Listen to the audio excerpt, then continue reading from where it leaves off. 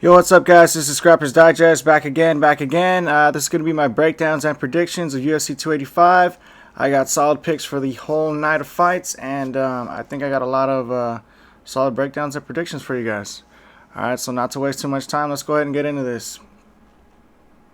First fight on the card. I'm definitely going to butcher the hell out of these names, so forgive me for that. But first fight on the card, we got Loic Radzahabov versus Esteban Ribovics. And I'm going to be short and sweet in all these fights because a lot of these fights, these guys are either somewhat known prospects or either a known veteran or a damn household name when it comes to the UFC. So we're not going to need to, spend too much time on these fights as far as the reasons why. I think a lot of reasons are going to be known by most of the fans. So this is going to be, sorry to say, but for a lot of casual fans, going to give you guys the breakdowns and picks for this one. But I think most people are going to be on one side or the other for this one. I mean, obviously that's always the way, but I think the majority is going to be in agreement on this one. So first fight, I got Esteban Ribovics on this one. This guy's an undefeated prospect. A bunch of finishes in his resume. Loic Radzahabov. I cannot pronounce that guy's name. He's got way more experience. But just from watching his fights, the dude is not the most skilled. Well, he's got a lot of skill, but he's not the most talented fighter I've seen. And he drops his hands a lot. He walks forward with his hands down, and he's eating shots a lot on the way in. So that's not going to be somebody that I'm gonna get behind. And whereas Esteban Ribovic's last fight, dude has quick hands, was hurting his opponent throughout the fight, and eventually, I believe he just knocked him out cold with some short shots on the inside as the dude was coming in. So he's got really fast hands, and then he's got some knockout power in there. And I just see a knockout coming from this fight, and I actually got Esteban Ribovics by KO, and I think that's how they plan on starting, this big UFC 285 card. Second fight on the card, we got Farid Basharat. I'm not sure if he's the older or younger Basharat brother, but he's a Basharat brother, so he's going to come in with a game plan, and he's not coming to lose. Versus I'm not sure if it's Damon or Damon Blackshear. This guy's good. He's not bad at all. I think they're going to be like, I think they're both guys are going to have a similar game plan coming in this one. I believe, they're going to want to impose their grappling. I think Blackshear is probably more so going to be looking for a submission if he gets to the ground, whereas Basharat is just going to be looking to do some damage, possibly impose a game plan where he gets a submission, or just cruise to a decision. But with these Basharat brothers, I really feel like they're not so stuck on any specific type of fighting style. And so I think you might see a finish from anywhere out of these guys. But for this one particularly, I think it's going to be a decision. I think this is going to be a little bit tougher fight for him. I don't think it's going to be like a washout. But I do have Farid by decision. It's going to be close, though, because I feel like these guys' skill-wise, they match up pretty closely. Or at least, the type of fighting style they have is what I should say. I don't necessarily want to say skill, but at least the fighting style. Next fight on this one, we got Jessica Penn versus Tabitha Ricci. I'm going Tabitha Ricci, straight up. I'm not sure if I can't remember if Tabitha Ricci, what the age difference is, but I'm not betting on Jessica Penn. She's been fighting in the UFC for like 10 years now. I'm going with Tabitha Ritchie. All right, next fight on the card, we got Mana Martinez versus Cameron Simon. This one's going to be, in my opinion, I think it's going to be like fight of the night. We got a fight of the night contender right here. Both guys are young prospects. Mana's got a little bit more of a resume on him.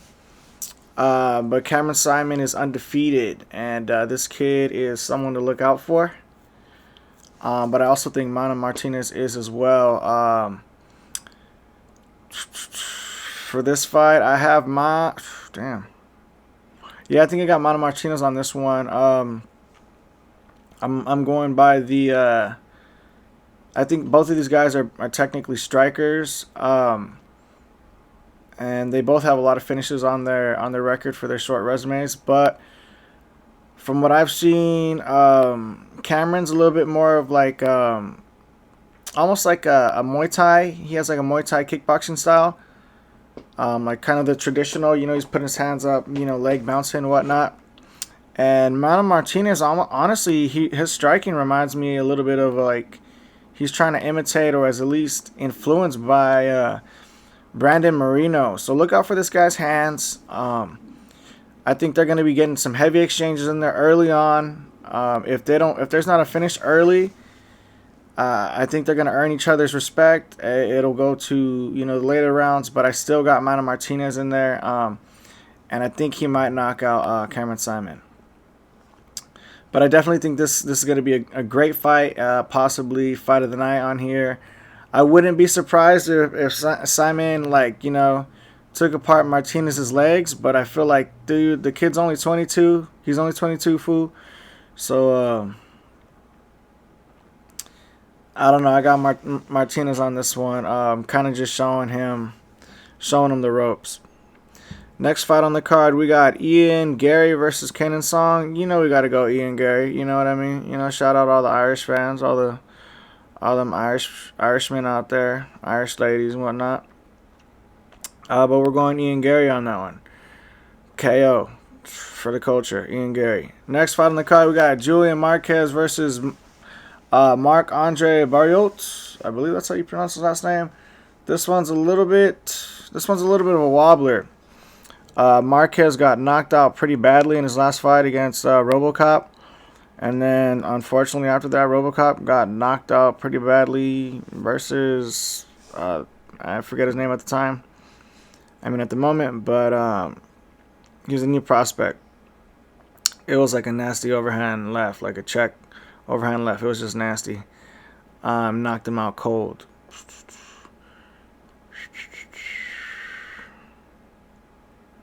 I could see Andre getting a decision on this one because I don't know where Julian Marquez's head's at, dude. This guy, like I said, he took a real tough beating last time out.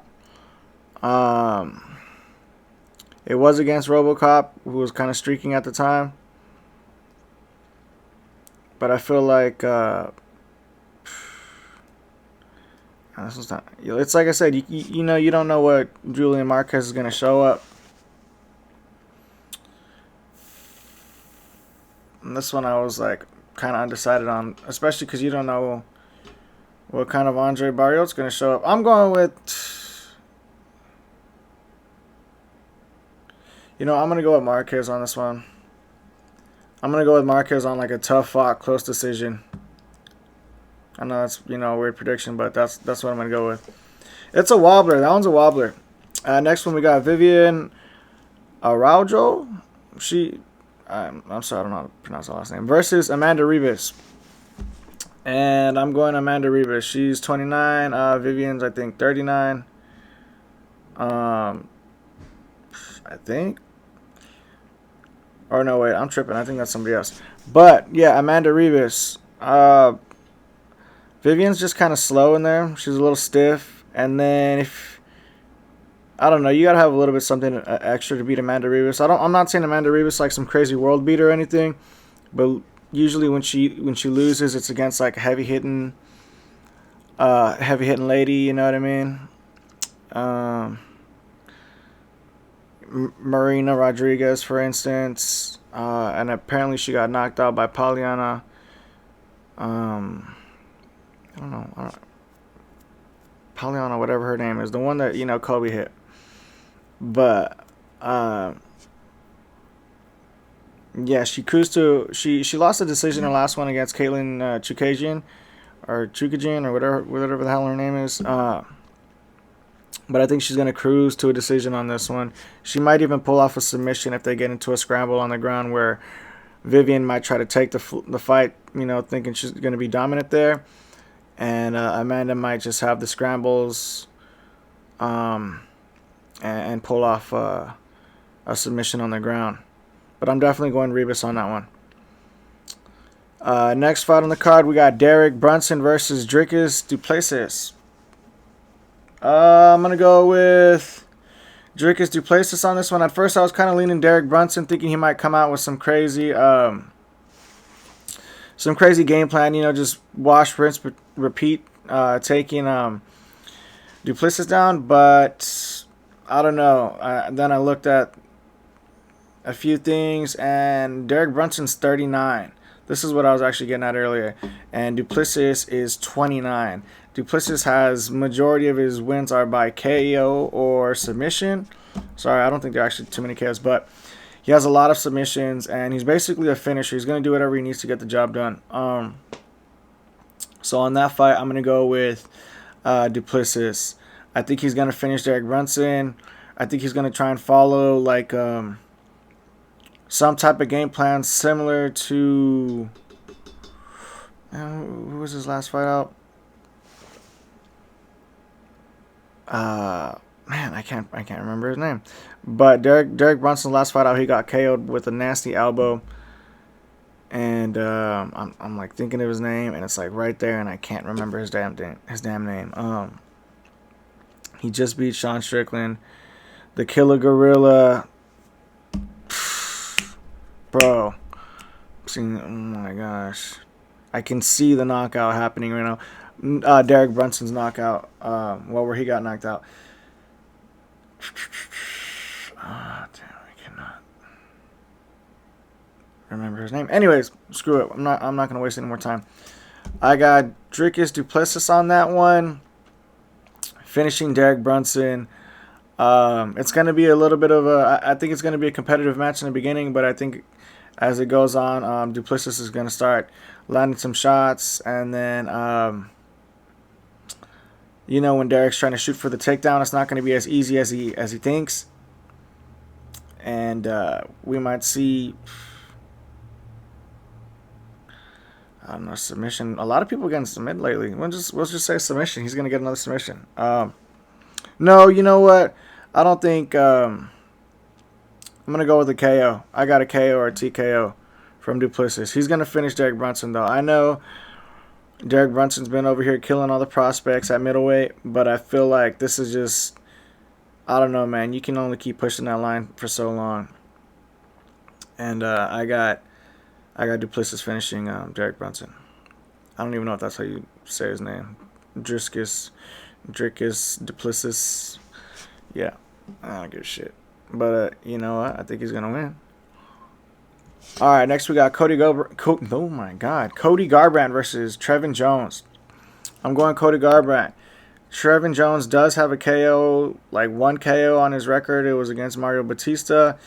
It was like a straight uppercut down the middle or some weird strike in an exchange. Dude's got, some power, but he's not known for that. He's not known for, just standing in the pocket and swinging it out for a few sequences or exchanges to get that KO, which guys that beat Garbrandt typically are, or at least with that strategy.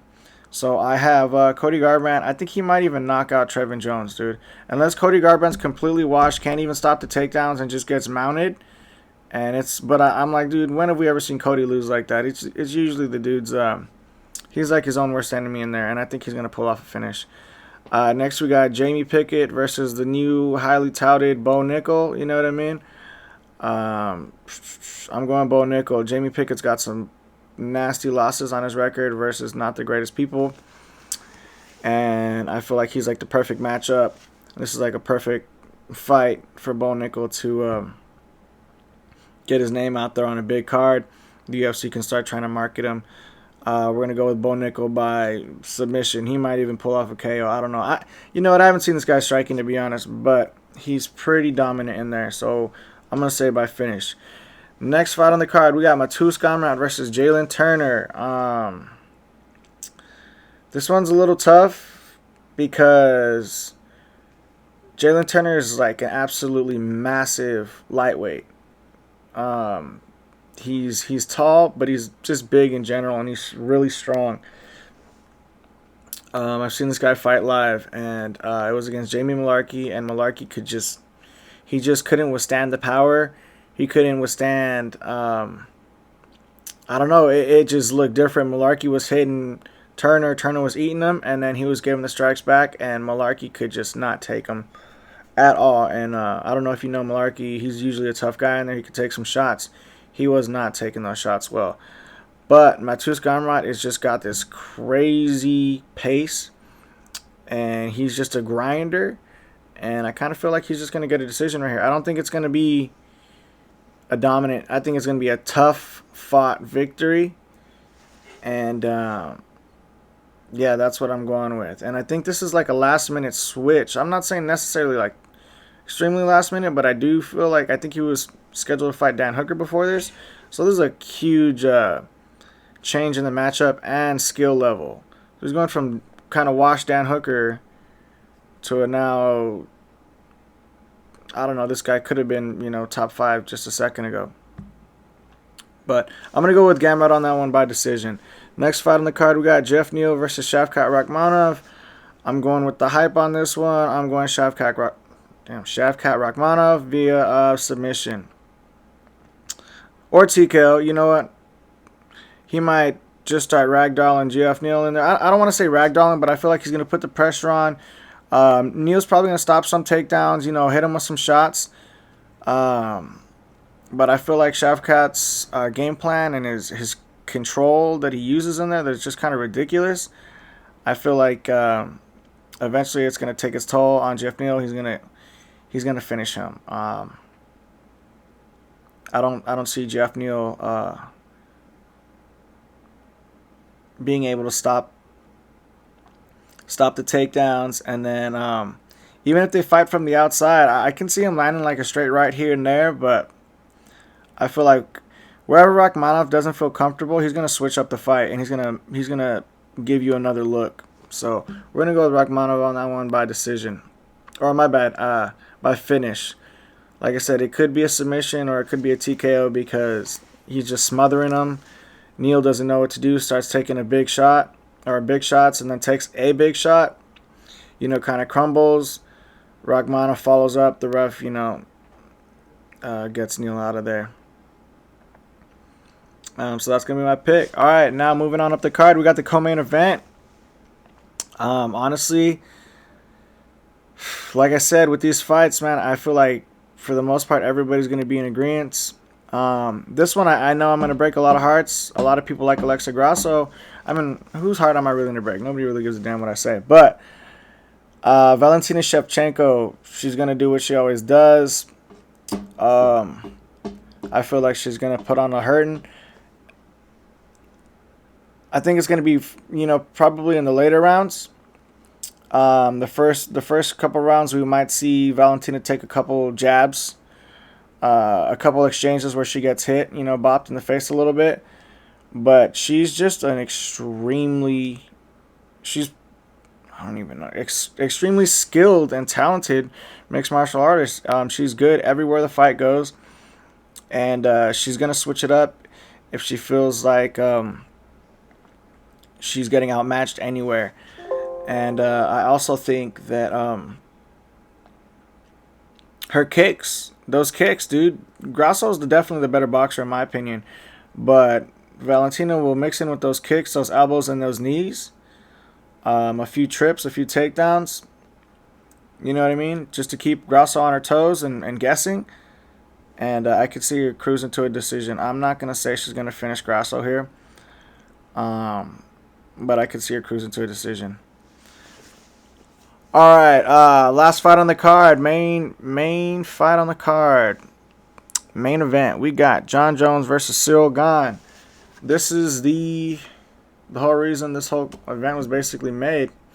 We got the return of Jon Jones after 2 years away. He's returning to heavyweight. He's moved up from light heavyweight, relinquished his title, I believe, 2 years ago. It might have even been longer. We were waiting for a cool minute. But he's back. And I think he waited the perfect amount of time because a lot of people wanted Jon to come back as fast as possible and move up to heavyweight, just, as quick as possible. And you see that at lighter weights.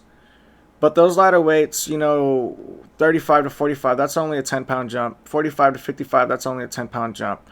You see it's a lot harder when it goes 55 to 70.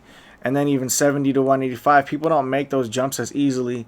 Even 185 to 205. Look at Israel Adesanya. A lot of time the body has to be built that way kind of naturally, i.e. Daniel Cormier was a natural heavyweight cutting down to 205. Even though he's only like 5'11", but that's neither here nor there. But what Jon did is he took the time to allow his body to grow properly and fill in properly the way it should, so he could actually be a heavyweight. And now he feels he's ready. He's ready to fight. Whether he was ducking Francis Ngannou, I'm not going to be the one to say that.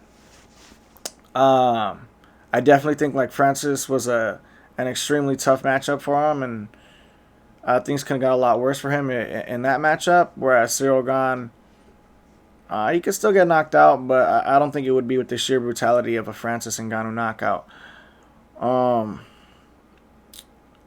So yeah, on this one I'm gonna go Jon Jones. I didn't really give you a reason on that one, other than it's Jon fucking Bones Jones, dude. I feel like he's gonna get a takedown. I wouldn't say he's gonna submit Cyril Gane. Now I'm kind of like imagining a Kimura.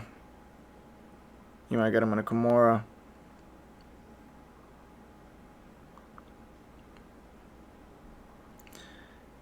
I think Jon Jones is going to win by TKO, so he can get his first win at heavyweight by KO. So that's it. You heard it here first. Jon Jones via TKO. I don't think it's going to be by a knockout, like just a cold, straight knockout. I think he's going to get Cyril Gane down. Probably a few times Cyril Gane's going to get up, but then once he gets him down, just like, Gustafsson, he's going to realize he can keep him down, and they'll stay down. And then I believe Jon will go to work, and he will TKO Cyril Gane. Those are my predictions for UFC 285, Jon Jones versus Cyril Gane. This is Scrapper's Digest, and yeah, like I said, it was going to be short and sweet. I feel like these are not the craziest picks in the world. I bet you if you go around, you're going to find a lot of picks. But my bad, I was really busy these last couple weeks, and I'm trying to get, some new equipment, a better backdrop, so I don't have this piece of shit back here. Better lighting and whatnot, so I can make some better quality videos. So I do plan on, getting better quality shit. But yeah, those are my picks for this week's card. I was supposed to be at UFC 285 this weekend. Instead, I decided I'm going to go be a fucking degenerate and go to Rolling Loud. I don't even know what the fuck I'm doing. Go to a concert. Hopefully, I don't get fucking packed out. Hopefully, you don't see me on World Star. Nah, I ain't fucking going out like that. Nah, alright, though. I'm going to let you guys get out of here. Don't forget to drop a like, a comment, and subscribe. Go subscribe right now. Stop being a hater. Go subscribe, bro. Like, dude. And I actually am gonna be at for the next, I don't know why I'm telling anybody like anybody gives a damn, but I will be at McGregor versus Chandler, like guaranteed, the entire week. I'm taking off work the entire week. I will be there at some fucking hotel, whether it's in New York, whether it's in I'm pretty sure it's gonna be in Las Vegas at the T-Mobile Arena, typical shit. But Dana likes to fucking, I don't know, yank everybody's dick or do whatever. But anyways, so that's it. Scrapper's Digest. check back with me, or I'm going to be posting. I think there's going to be another fight next week, and I will try to have the breakdowns and predictions out on Monday for you guys. So yeah, like I said, don't forget to drop a comment, like, and subscribe, and peace.